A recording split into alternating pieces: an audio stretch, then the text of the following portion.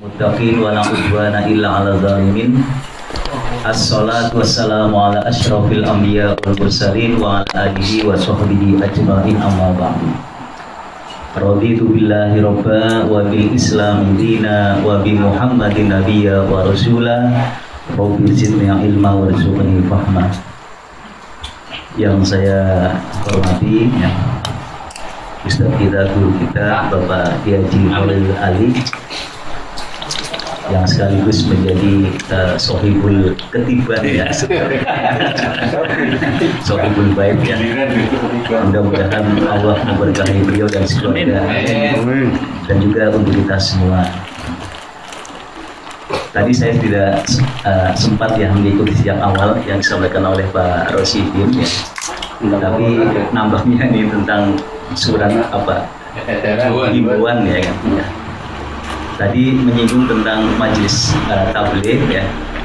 Memang 3 hari yang lalu Pak Fauzi Thoyib komunikasi dengan kami ya,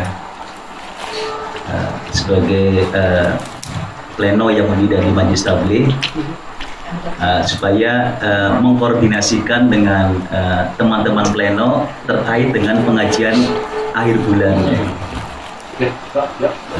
Kemudian setelah kita komunikasikan dengan pleno, akhirnya turun surat himbauan dari PDM ya, dan itu juga acuannya dari PP, maklumat PP ya, dan juga Majelis Ulama Indonesia ya, sehingga diputuskan untuk pengajian Ahad pagi ya, khusus untuk bulan Maret ya, ini ditiadakan. Nah, jadi itu ya, itu sudah final Pak. Jadi nanti tidak berubah itu. Kemudian memang dalam mensikapi maklumat PP termasuk dari Majelis Ulama Indonesia ya, tadi juga disinggung tentang sholat berjamaah ya Pak ya, tentang sholat Jumat ya. Bahkan ini ada di satu grup yang saya ikuti ya. Ini ada seorang ustadz ya, yang kemudian izin untuk sementara waktu tidak taklim ya kan. Tidak taklim sementara waktu dalam 2 pekan ini ya kan. Juga tidak mau jadi khotib khutbah untuk 2 pekan ini ya kan. Bahkan tidak hanya itu saja, mengusulkan agar sholat Jumat 2 pekan ini ditiadakan.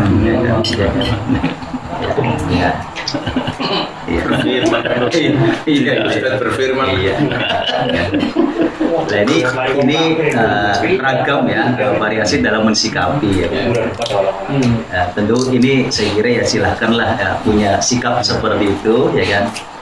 Tapi ya tadi ya, apalagi tadi terutama bagi yang memang menderita itu ya, virus tadi ya, sudah jelas-jelas ya terpapar virus corona, itu sudah jelas ya kan.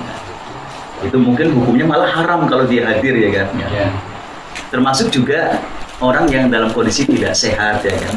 Itu karena apalagi yang imunitasnya lemah itu akan mudah ya kan terpapar itu kan. Tapi bagi yang yang sehat ya, kemudian nanti juga bisa melakukan langkah-langkah antisipatif, preventif ya.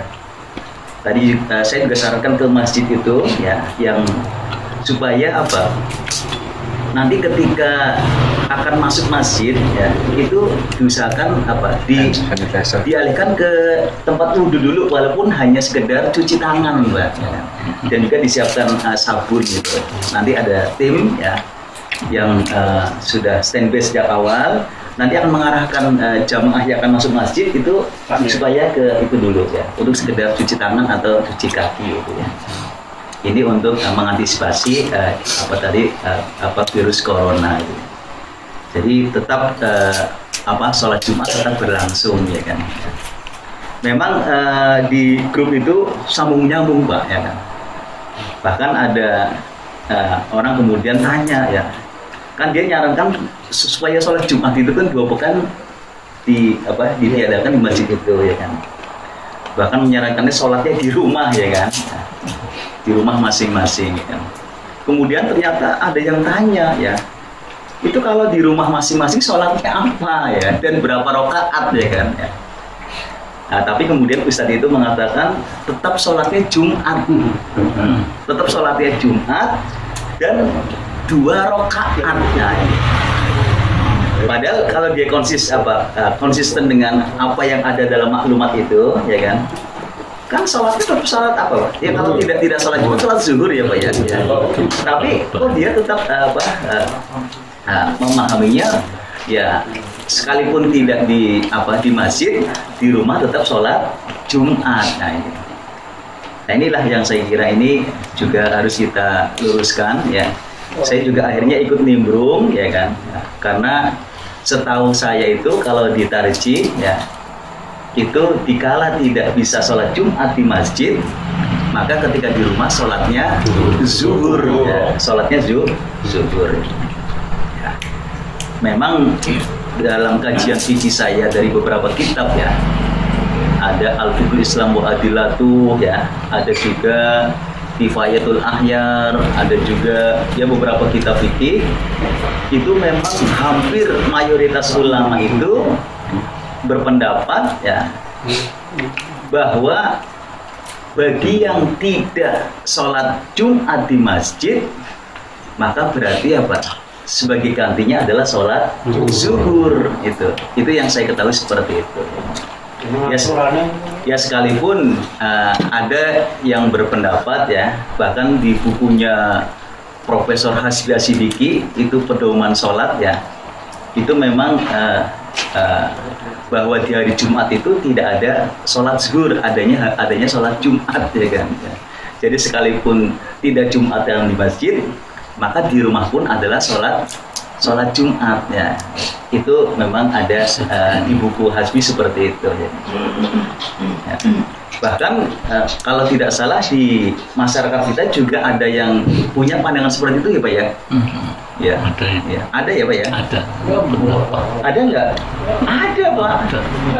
Ada sampai sekarang ya. Jadi perempuan pun sholat Jumat ya kan. Sekalipun tidak berjamaah di rumah pun sholat Jumat itu ada Pak ya. Karena yang saya ketahui dari mereka itu dasarnya surat Al-Jum'ah ya Pak ya. Idza nudiya lis-sholati yaumil jum'ah ya ayyuhalladzina amanu idza nudiya lis-sholati yaumil jum'ah fas'au ila dzikrillah wa dzarul bai' ya kan. Nah ini hitopnya amanu ya. Aman itu berarti mencakup laki-laki maupun perempuan yang beriman ya. Maka perempuan pun di situ sholatnya Jumat, bukan sholat zuhur ya kan. Itu kan ya, sebenarnya ayat ini kan ditahsis ya Pak Haji ya. Ditahsis oleh hadis ya kan, karena ada hadis yang mentahsis, itu hadis dari Thariq bin Syihab yang menyebutkan ya, bahwa Rasulullah SAW bersabda, al-jum'atu hakun wajibun ala kulli muslimin ya kan, ilal arba'ah ya kan ya. Bahwa sholat Jumat itu wajib bagi setiap muslim kecuali 4 yang tidak wajib, yang tidak diwajibkan ya kan. Berarti di situ yang pertama adalah as-sobi. As-sobi itu apa? Anak kecil ya kan. Kemudian yang kedua bayi, anak kecil lah ya. Kemudian yang kedua adalah imro'atun. Imro'atun itu apa? Wanita ya kan. Kemudian yang ketiga adalah abdun mamluk ya. Abdun ya. Berarti apa? Hamba sahaya ya kan. Kemudian yang keempat adalah abdun mamluk, kemudian as-sobi, al-marid, sakit, orang sakit, kemudian wanita ya kan. Maka wanita itu tidak wajib sholat Jumat ya kan, tapi boleh ikut sholat Jumat di masjid ya kan. Maka ketika sudah sholat Jumat di masjid, maka gugur kewajiban sholat zuhurnya, berarti tidak sholat zuhur lagi. Tapi ketika tidak Jumatan di masjid, wanita itu kalau di rumah berarti sholatnya apa? Sholatnya zuhur Pak. Sholatnya zuhur ya. Bukan sholat Jumat ya kan. Nah itu di tarjih juga demikian ya. Nah, dan nanti mungkin pertanyaannya kalau tetap wajib sholat Jumat wanita sekalipun tidak berjamaah sendirian, nanti khutbahnya bagaimana Pak? Ya, ya sholat sendirian tidak ada khutbahnya kan begitu ya. Padahal syaratnya kan ada. Nah itu, maka tetap ya, artinya ketika tidak sholat Jumat, maka gantinya adalah sholat zuhur. Baik, Bapak Saudara sekalian, ya, karena tadi sudah nyinggung masalah corona, saya sebenarnya ingin masalah lain ya, tapi karena ini sudah masalah corona ya, mungkin juga masih agak rame. Nah. Untuk syarat sholat Jumat itu ada minimal apa tidak? Katanya ada yang minimal 40 orang. 40 orang gitu ya. Itu hadisnya di mana? Minimal ada orang. Ya kalau Imam Syafi'i memang punya pandangan seperti itu ya. Ya. Tapi kalau memang di daerah itu memang orangnya populasinya sangat sedikit ya, yang penting terpenuhi tadi ada azan, ada yang khutbah dari imam ya cukup kan. Iya, tidak mesti. Karena 40 itu kan lebih kepada yang namanya lingkungan ya, kata jiron itu kan tetangga ya, itu kan 40 Pak ya, kan seperti itu. Kalau ungkapan tidak ada zuhur pada hari Jumat itu apa sih? Ungkapan apa? Tidak ada zuhur pada hari Jumat itu ya. Bentuk apa sih? Hadis apa? Oh, tidak ada sholat zuhur di hari Jumat, adanya hari Jumat ya begitu ya. Iya, artinya. Iya. Saya pernah dengar memang ada zuhur apa istilahnya gitu. Iya. Alhamdulillah. Al-Jum'atu rakaat ini bila qasrin ada ya di sini Pak ya. Salat Jumat itu ya 2 rakaat bila qasrin. Tidak dikosor itu tetap 2 gitu ya. Itu ada hadis seperti itu. Namun sebenarnya kalau kita pahami al-jum'ah ya kan. Itu kan kalau dari asal katanya kan jamaah ya. Berarti kan berkumpul Pak ya. Maka ketika berkumpul itu berarti ya harus berjamaah ya kan. Kemudian jami itu kan berarti di masjid ya, masjid yang bisa dimasuki banyak orang ya, maka berarti ya sholat Jumat itu ya itu dengan berjamaah Pak di masjid jami itu ya, di mana berkumpulnya banyak orang ya, maka tidak bisa kemudian sholat Jumat sendirian Pak. Orang saja dah. Ya, itu kalau saya baca di buku-buku fikih ya, itu hanya hasbi itu Pak. Makanya di Tegal ini yang ngotot wanita sholat Jumat, kemudian ada penyelenggaraan khusus Jumat wanita, itu rujukannya itu Pak. Makanya ketika si Pak Murhibi ya selaku majelis tarjih waktu itu kan diundang ke Semarang Pak, karena tersiar kabar di Tegal ini ada sekelompok wanita yang menyelenggarakan Jumat khusus wanita Pak.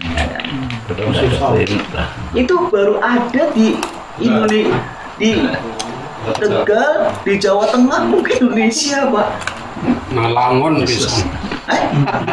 Ada nggak yang lain Pak? Nalangon. Ada nggak masjid lain? Kayaknya daerah sini Ada. Mas Kani. Daerah sekitar sih itu. Ya. Nakulanan kayaknya. Ya bukan aku lah di Buhisa. Bisa Mas Kani. Ya, sampai sekarang masih berlangsung ya kan. Ya itu kan akhirnya beliau Pak Muhyiddin majelis tarjih diundang ke sana untuk klarifikasi. Sekaligus dengan beliau itu juga diundang ke sana. Dasarnya apa ya kan? Kok ada penyelenggaraan sholat Jumat khusus wanita, di mana yang azan wanita, yang khutbah, yang khotib juga wanita, ya kan? Ya. Itu dasarnya apa gitu ya? Bukan nyuruh Murhibi selaku majelis tarjih kan diundang penanggung jawab ya kan? Kok di Tegal ada seperti itu ya kan? Akhirnya di sana ya klarifikasi. Ditanya dasar-dasarnya apa. Ya. Jadi kurang atas kan. Jarang atas. Ya. Si anu ngiringanannya bisa boleh. Baik Bapak sekalian. Ya. Tentang virus. Jadi itu, ya. Jadi kalau saya batuk bukan karena virus ya Pak. Aku sering batuk. Ini kembali ke masalah corona Pak ya. Ya kalau corona itu kan tadi ya secara ada kan macam-macam ya. Tadi apa tahun 2 apa gue membosona gitu ya.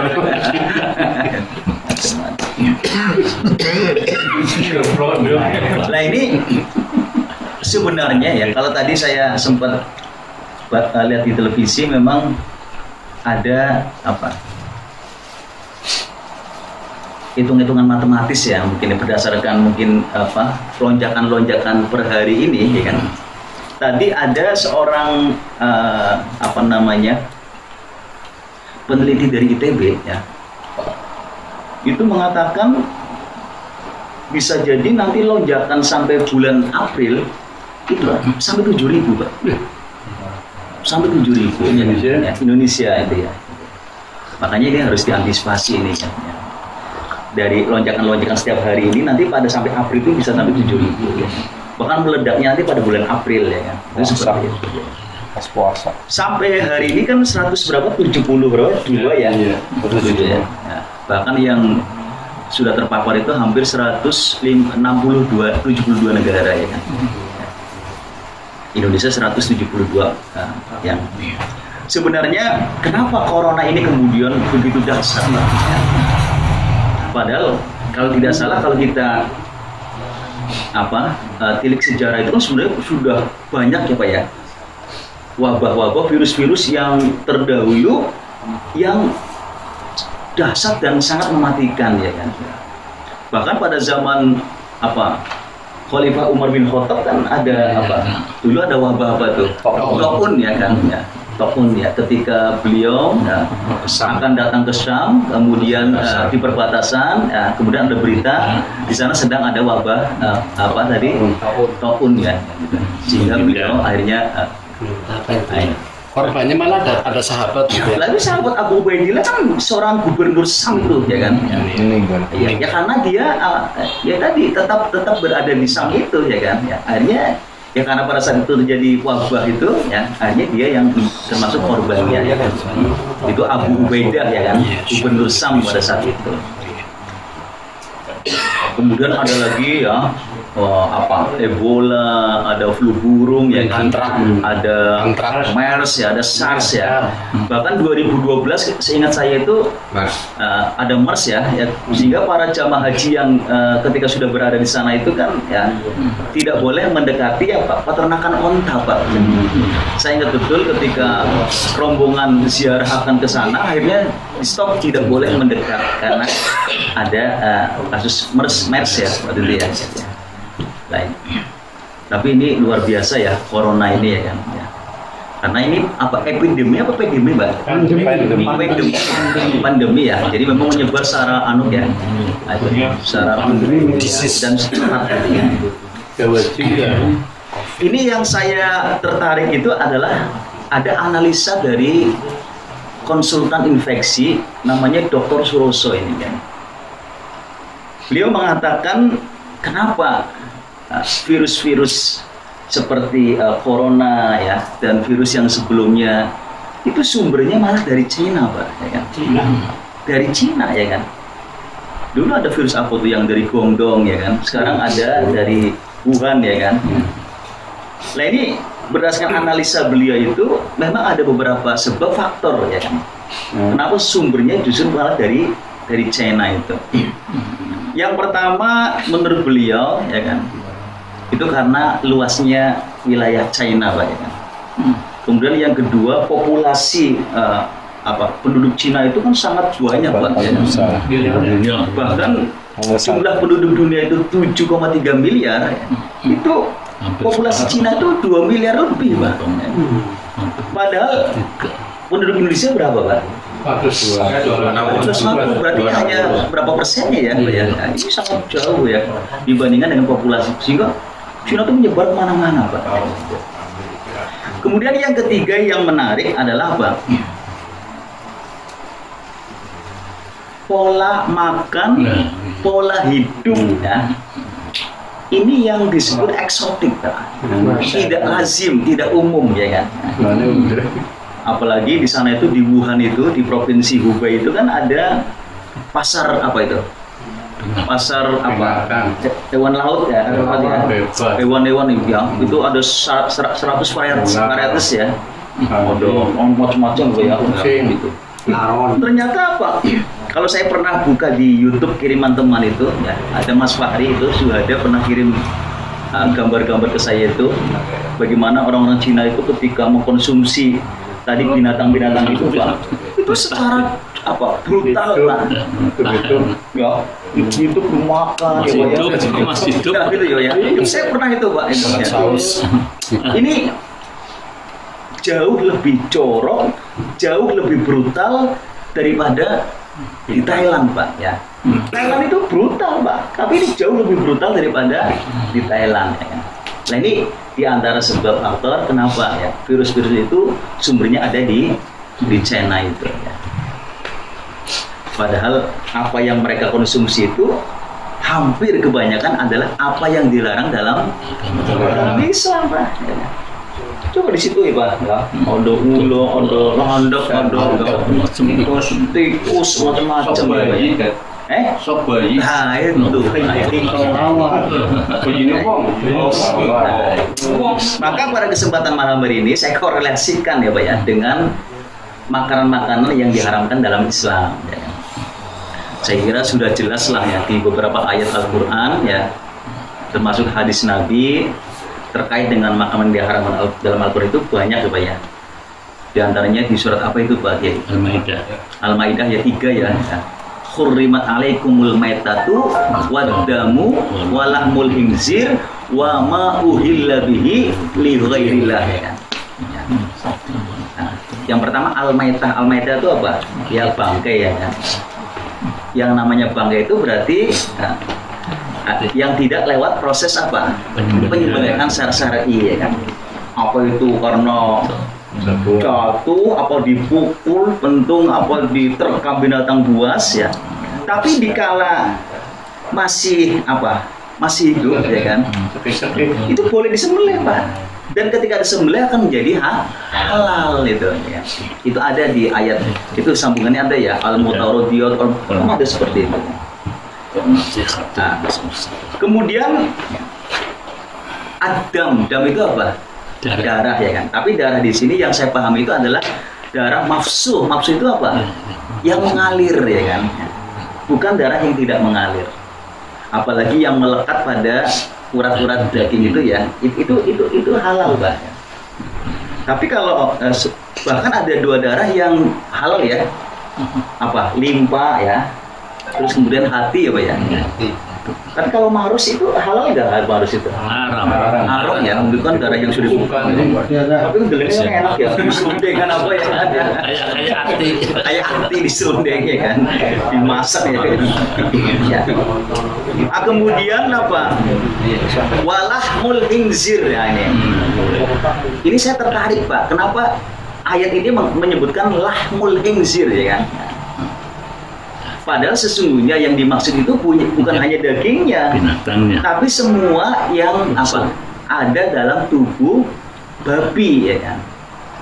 Tapi penggunaan kata-kata lahmun itu menunjukkan bahwa yang paling dicari dan dimanfaatkan dari babi itu adalah dagingnya, Pak. Sekalipun sebenarnya yang dimaksud lahmul khinzir itu bukan hanya daging, tapi semua apa yang ada dalam tubuh babi. Termasuk bulu. Termasuk itu ya, babi dan macam-macam ya. Sepatu kulit babi. Ya babi itu kan jorok ya, Pak ya. Rakus ya, Pak ya. Teronong sudah dikeluarkan, dipangan maning ya, Pak ya. Wis duyui, malah dipangan ya, Pak ya. Kemudian juga apa ya, seksual yang menyimpang ya, sama jenis dan sebagainya. LGBT. Ya. Kemudian wa ma uhilla bihi li ghairillah ya kan.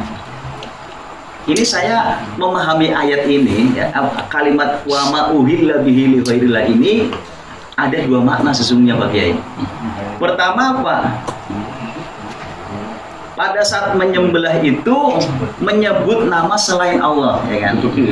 Ya. Kemudian yang kedua, sembelihan itu dipersembahkan untuk selain Allah. Nah ini kalau ada daging impor ya, atau mungkin kiriman makanan ya, yang mana kiriman makan itu datangnya dari non muslim ya, atau orang kafir ya. Kalau dimakan itu ada sembelihan ada daging, itu boleh nggak dimakan? Boleh. Boleh nggak? Kalau Ragu-ragu jangan. Ini pernah pada zaman Rasulullah itu pernah ketika orang-orang Majusi itu berhari raya, ya kan? Kemudian mereka mengirim makanan kepada para sahabat Nabi, ya kan? Di mana di makanan-makanan itu juga ada sembelihan-sembelihannya, bukan? Maka kemudian para sahabat konsultasi kepada Rasulullah, ya kan? Ini bagaimana kami dapat kiriman makanan dari orang-orang Majusi yang berhari raya, ya kan? Maka apa kata Rasulullah? Jangan kalian makan sembelihan-sembelihannya, tapi makanlah min asjarihim, ya kan? Artinya yang non sembelihan itu boleh dimakan, tapi yang sembelihannya jangan dimakan, ya kan?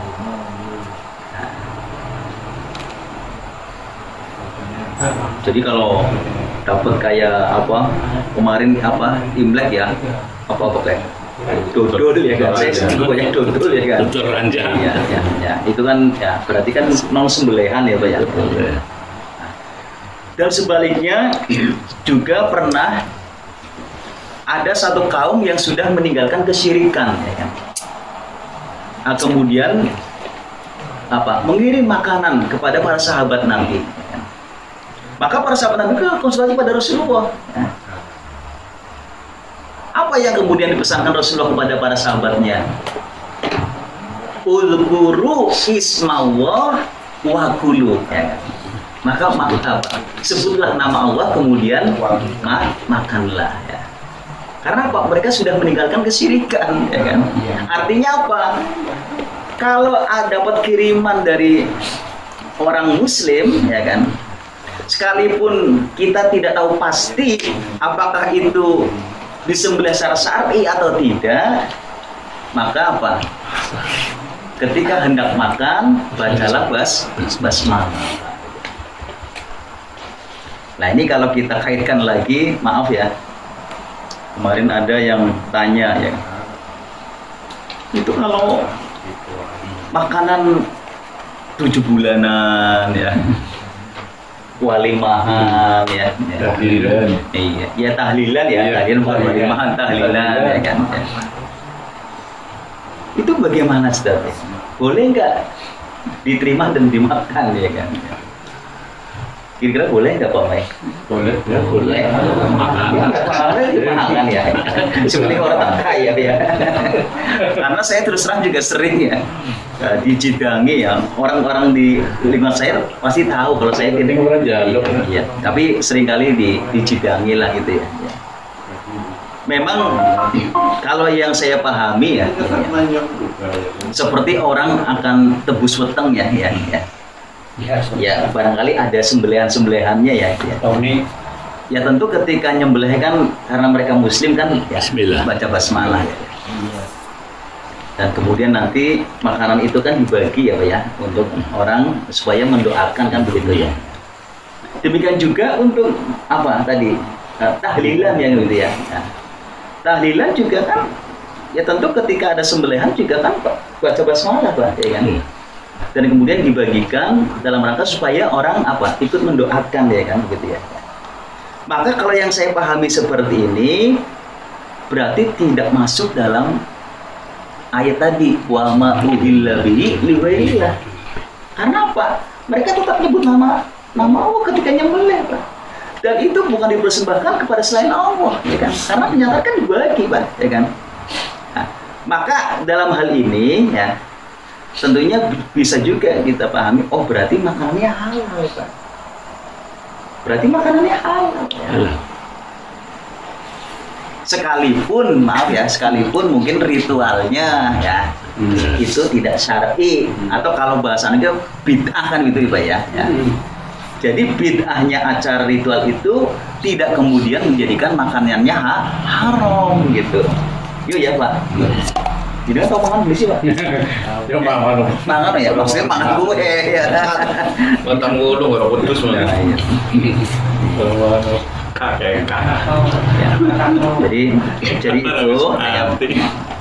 Namun demikian ya ada juga pandangan lain ya kan. Jadi makanan itu ya tentu mengikuti acaranya. Kalau acaranya tidak syar'i, maka juga akan berdampak kepada makanannya kan begitu. Ada yang harus seperti itu. Namun kalau kita kemudian korelasikan dengan di satu ayat ya, wa ta'amu ahlil kitab hillul lakum ya Pak ya. Ya. Kan ada itu ya. Jadi makanan ahli kitab itu juga halal bagi kalian. Ini artinya apa di sini ya? Berarti makanan itu ya halal ya kan? Sekalipun maaf tadi ya, mungkin acaranya gitu kayaknya, acaranya gitu. Tapi makanan tetap halal ya. Selagi makanannya itu betul-betul apa tadi? Betul-betul makanan-makanan yang halal ya gitu. Nah, tapi ada juga yang mengatakan ya diterima di sini sih mending diterima ben wong sing main bongbong ya Pak ya. Oh, bubak jane bu dibakar aku mani kan asing kayak gue ya. Asing kayak gue Pak ya. Ya, gitu ya. Tapi kalau ditilik gini enak beli enak.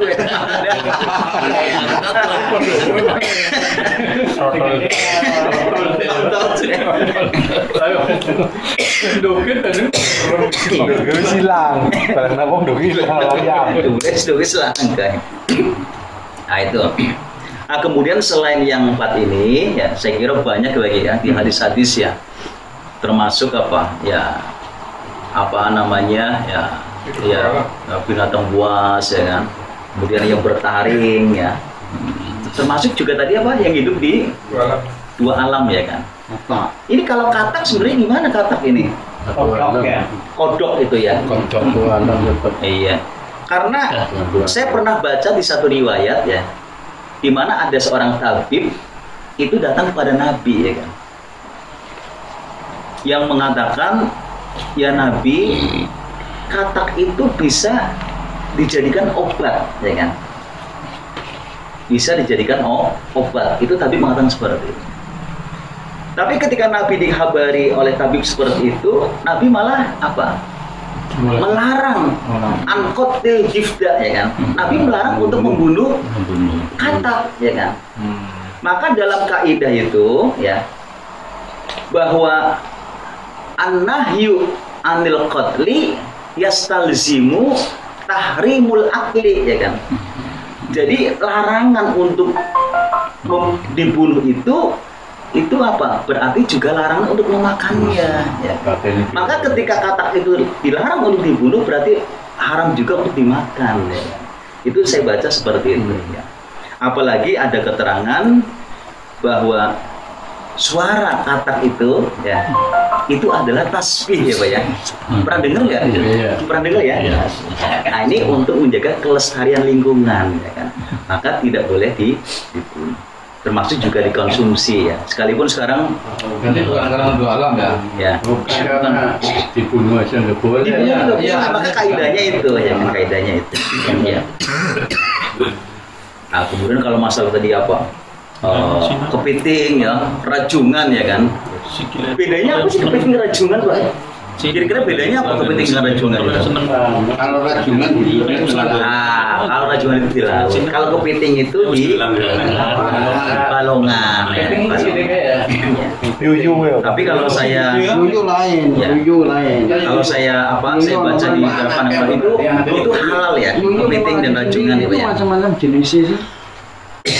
Tapi kalau katak itu haram. Serangga ini Termasuk juga kelelawar ya kan. Kelelawar itu memang dalam pandangan para ulama yang saya baca itu ya. Itu ya ini kan sumbernya juga dari kelelawar ya. Itu di beberapa mazhab fikih ya, seperti apa namanya Hanabilah itu mengharamkan ya kan. Kemudian di Malikiyah itu ada yang mengharamkan, ada yang menghalalkan, ya kan. Nah, namun pendapat yang roji itu yang mengharamkan. Apalagi tadi kaitan dengan kodok tadi ya, yang kodok tadi, yang katak itu juga disebutkan di situ juga tidak boleh membunuh kelelawar. Ya. Karena kelelawar itu konon ya pernah ketika kasus perubuhan Baitul Maqdis itu ya, sekalipun ini bukan hadis tapi adalah asar ya, sehingga hadis itu mauquf karena tidak sampai kepada Rasulullah, tapi sanadnya sahih ya kan, dimana kelelawar itu ketika kasus perubuhan Baitul Maqdis itu minta kepada Allah, ya Rabbi salibni ya, berilah kepadaku salib sultan kekuatan kekuasaan ya, untuk bisa menyerang orang-orang yang merobohkan Baitul Maqdis ya. Maka disitulah juga kelelawar tidak boleh dibunuh. Sehingga hadis apa Mas? Itu bukan hadis, tapi sebenarnya itu ada asar sahabat ya, makanya mauquf ya, tapi sanadnya sahih ya kan. Nah ini makanya orang-orang Arab itu tidak mau makan kelelawar ya kan. Maka di situ hukumnya haram makan kelelawar itu. Sekalipun di beberapa daerah seperti di Gunung Kidul itu ya, ternyata katanya ada warung ya, itu juga ya, menunya adalah tadi ya kelelawar, karena konon bisa untuk mengobati asma bawah ya. Penduk. Tapi kelelawar ya. Iya. Kalau gimana ya? Itu kendo do. Codot. Kendo codot. Ya sejenis. Cuman Kalong sing sering lebu nang pring Kalong ya. Gendeng. Sing itu kampret. apa maneh. Awet kendo. Codot kalong. Dia apa? Awak. Kalong sing mau kepengin buah. Ini saya kutip dalam fikih sunnah tentang hewan yang hidup di dua alam ya kan, air dan darat ya. Di antaranya di sini ada katak, ada penyu ya, kepiting, buaya, lumba-lumba ya kan. Bahkan juga bebek ya, tapi bebek kan ya ada angsa dan sebagainya.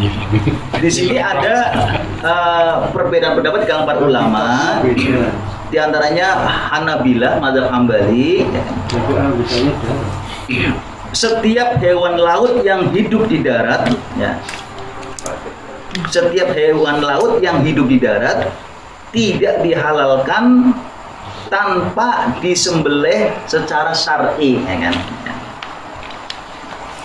Seperti burung air, penyu, anjing laut ya, kecuali yang tidak memiliki darah yang mengalir. Ya. Di sini seperti kepiting ya, maka yang dihalalkan ya, maka dihalalkan tanpa disembelih. Ya. Nah, kemudian Malikiyah, mazhab Maliki itu halal secara mutlak. Kemudian Syafi'iyah di antara Imam Nawawi dihalalkan semua bangkai hewan laut selain katak. Ya. Kodok. Ya. Kodok. Kemudian burung air, itik, angsa dan semisalnya halal, tapi tidak halal bangkainya, sehingga harus disembelih secara syar'i ya kan. Kemudian Hanafiyah, mazhab Hanafi, semua yang ada di laut haram dimakan selain yang secara khusus dihalalkan, kecuali bangkai yang terapung di atasnya. Tentang hewan yang hidup di dua alam terbagi menjadi tiga ya. Pertama, hewan yang dihukumi sebagai hewan air, meski kadang dapat hidup di darat pada waktu yang lama, ya kan? Di sini seperti anjing laut, lumba-lumba, penyu, buaya, ya kan?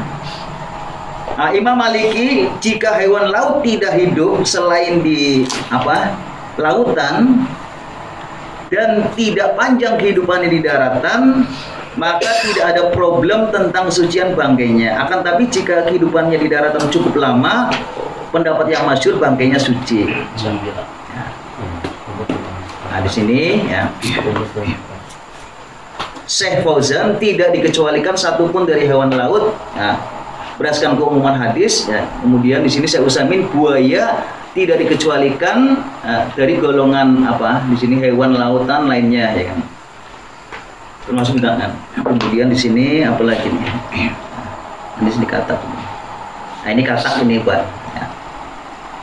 Ini tadi sudah katak ya. Bahkan ada hadis, naha Rasulullah SAW an khomsatin, ya, an namlah, ya. Namlah itu apa? Namlah itu semut ya. Namel ya. Kemudian nahlah itu apa? Ya, lebah ya kan. Nah sini ada ad-difda, ya. Difda itu katak ya kan. As-surat yaitu burung surat, dan hudud burung hudud ya. Nah ini haram di